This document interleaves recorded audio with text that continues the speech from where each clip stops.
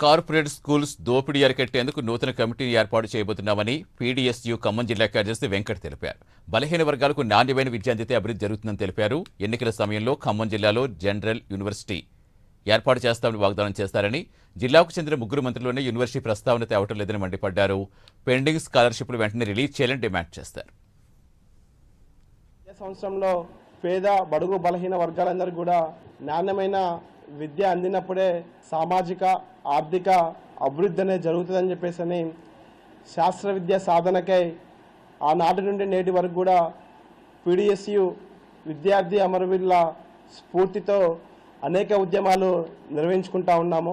ఇదే సందర్భంగా ఈ నూతన 25-26 నూతన విద్యా సంవత్సరంలో ఒక నూతన కమిటీని ఎన్నుకొని ఈ రాష్ట్రంలో దేశంలో అందరికీ మెరుగైన ఉచిత విద్య అందే విధంగా కార్పొరేట్ ప్రైవేట్ ఫీజుల దోపిడీకి వ్యతిరేకంగా ఉద్యమాన్ని నిర్మించుకోబోతా ఉన్నాము.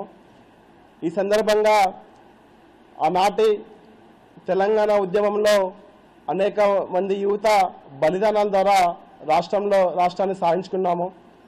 ఆనాడు ఒకటే భావించాము, రాష్ట్రం సాధిస్తే తెలంగాణ విద్యార్థులకు మెరుగైన విద్య అందుతుందని చెప్పేసి భావించాము, ఉన్నతమైన విద్య అందుతుందని చెప్పేసి భావించాము. కానీ నాటి పాలకులు బీఆర్ఎస్ ప్రభుత్వం విద్య మొత్తం కూడా వ్యాపారంగా మారి ప్రభుత్వ విద్య మొత్తం కూడా నిర్వీర్యమైన పరిస్థితి నా రాష్ట్రంలో చూసాము. ఈ విద్యా సంవత్సరంలో పేద బడుగు బలహీన వర్గాలందరూ కూడా